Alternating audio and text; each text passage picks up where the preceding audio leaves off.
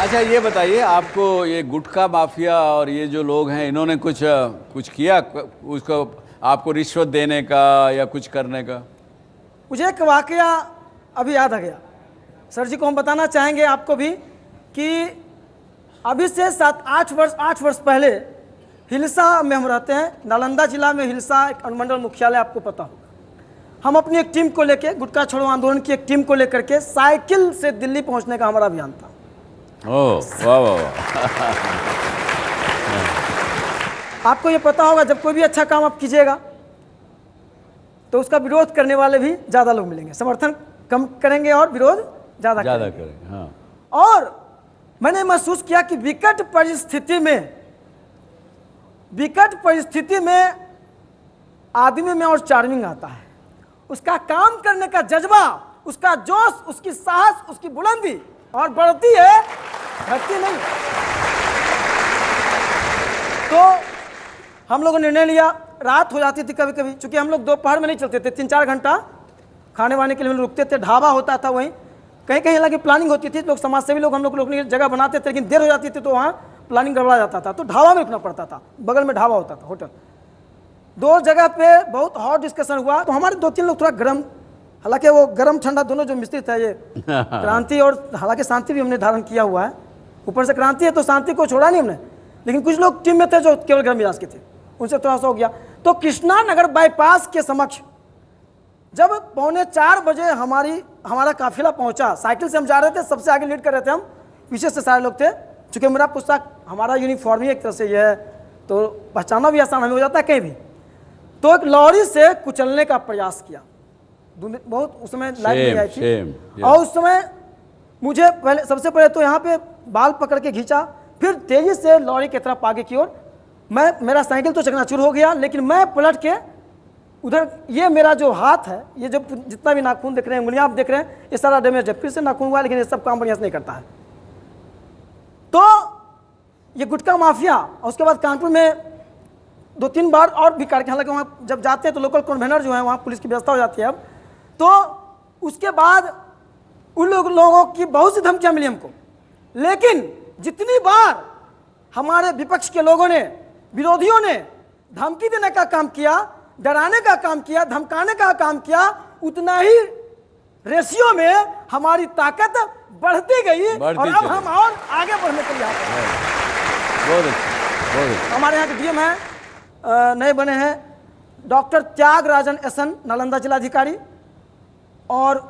वो भी आए थे हमारे कार्यक्रम में, जब कम से कम आधा दर्जन लोग जो हाल फिलहाल में 5 महीने में छोड़े हैं, पूरी तरह से छोड़ चुके हैं, उन पर हमने ये भी किया, उनको आवाज़ करना पड़ता है ना, तो वो छोड़ चुके हैं। सब लोगों से हमने पूछा किसी प्रकार की बीच में दवा ली क्या, सभी लोगों ने कहा नहीं सर, जिस समय से आपके सामने हम लोगों ने कबूल किया कि नहीं आज से नहीं खाएंगे पिएंगे। कुछ लोग तो जो ठेला चलाते हैं, वो केला वाला बेचते हैं, वैसे लोग थे, मैंने आप लोग बहुत आगे हैं, बहुत महान आप लोग तो हैं, वो बहुत, उनका स्टेमिना तो बहुत लो होता है, वैसे लोग थे। उन लोगों ने कहा कि मंदिर में जाके कसम खा लियो है, अब से ना एकदम कांक नहीं, एकदम खत्म हो गया है, क्यों से तू पूछला मगे में, क्यों से तू पूछला। तो ये देखिए, ये तो मैं बताऊं आपको, आप तो फिर भी बिहार सुखी है कि बिहार में अभी ड्रग्स का ज़्यादा चलन नहीं हुआ।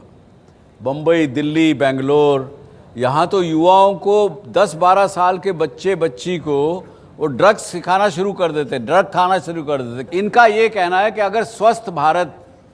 अगर आपको चाहिए तो नशा मुक्त होना पड़ेगा। ये बताइए क्या कहना चाहते हैं आप? हम आपसे ये इस माध्यम से कहना चाहेंगे कि ठीक है, जो हमारे बड़े बुजुर्ग जो अत्यधिक नशा का सेवन करते हैं, या कभी कभी 2 प्रकार के हैं, एक बराबर लेते हैं, एक कभी कभी बोलते हैं कि कभी कभी लेते हैं, यानी कि एक चुनौती नहीं रखते हैं अपने पास, वो किसी से मांग के कहीं नहीं खाते हैं। और कुछ लोग हमको कहते हैं मैं वैसा वाला में नहीं हूँ, बोले कैसा वाला में, मैंने चुनौती नहीं रखते हैं, कोई दे देता है तो खा लेते हैं। अब कुछ लोग चुनौती रखने वाले होते हैं, तो इन लोगों का छुड़ाने का कार्यक्रम तो हमारा जारी है, पोस्टर के माध्यम से, चित्र लगा के, प्रदर्शनी के माध्यम से, नुक्कड़ नाटक के माध्यम से। नुक्कड़ नाटक करते हैं, ये खुद लिखते हैं नाटक। आपकी तरह की टीम है, और 25 साल से हम करवा रहे हैं वो तो 25 साल से कई नुक्कड़ नाटक की टीम बनी, 9th में पढ़ता था उसमें, और उसी समय ने मैं समर्पित किया कि अब इसी में जब झोंक दिए तो ना शादी करेंगे ना ब्याह करेंगे, अब गुटखा विरोधी अभियान हो चुके हैं। और जब थैंक यू, अब जब जीवन दान दे दिए, अब पिताजी और माँ जी हैं, कभी कभी कमेंट आता है, अब भाई बिहेव करके तो कर ही ना सकता है, काहे नहीं कर लेता है, इसको क्या दिक्कत है भाई, हम लोग सपोर्ट, हम लोग इसको, लेकिन मैं उनको बताता हूँ, बहुत सारी किताब छप गई भाई, मैं बहुत जगह घोषणा कर दिया तो हम फिर उठल्लू ना हो जाएंगे, मम्मी को ऐसे ठग दें, मेरा स्टैंड जो पोजीशन है वो डाउन हो जाएगा, तब मम्मी कहते हैं हाँ ये बात तो हम सोच भी नहीं करते हैं, तो आप तो कुछ और खाली सोचते रहते हैं। परिवार के लोग तो भाई, आप लोग परिवार है तो चाहेंगे ना कि भाई लड़का कुछ करे, सपना होता है, पढ़ा लिखा है, एमए किए हुए है, और IAS हमारी योग्यता में कमी नहीं है, हमने पढ़ा, बाबूजी की इच्छा थी कि पढ़े भी, पोस्ट ग्रेजुएशन किया है, दिल्ली से भी IAS से डिप्लोमा भी हमने किया, 2 वर्ष का डिप्लोमा भी किया हुआ, तो पढ़ाई हमने की, लेकिन एक ही मकसद केवल है, केवल और केवल एक मकसद है, अगर छुड़ाना मुश्किल है तो ये आसान जरूर है कि हमारे जो भाई हैं विभिन्न स्कूल में, कॉलेज में पढ़ने वाले, विश्वविद्यालय में पढ़ने वाले, जो आसानी से या किसी के कहने से या कुसंगत में पढ़ के किसी भी प्रकार के नशीले पदार्थ की चपेट में पड़ जाते हैं, अगर हम उनके बीच जाएं और इस प्रकार का कार्यक्रम करें, संकल्प सभा करें, संगोष्ठियों का आयोजन करें, कोई कितना भी प्रलोभन दे दे, 5 करोड़ रुपए भी दे दे, तो हम अपने जीवन में कभी सिगरेट को हाथ नहीं लगाएंगे, गुटखा को हाथ नहीं लगाएंगे।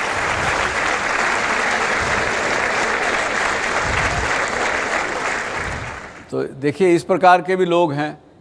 वरना तो राजनीतिक व्यक्ति कभी भी अपनी कुर्सी जब पकड़ में आ जाए तो छोड़ना नहीं चाहता, कितना भी समय हो जाए उनको वो छोड़ना नहीं चाहते। हमारे यहाँ बंसीलाल जी मुख्यमंत्री बने पुराने समय में, तो उनका जब 5 वर्ष पूरा हो गया तो उनसे किसी ने पूछा कि जी अब तो आप छोड़ दीजिए, दूसरे किसी को मुख्यमंत्री बनाइए। बोला भैया मैं जाट का बेटा हूँ, मैं जाटनी का बेटा हूँ, अगर ऊँट की पूँछ भी ध्यान में आ जाए, पकड़ में आ जाए, उसको भी नहीं छोड़ते 5 कोस तक, अब तो ये तो बड़ी लंबी गाड़ी और सब कुछ मिला हुआ है।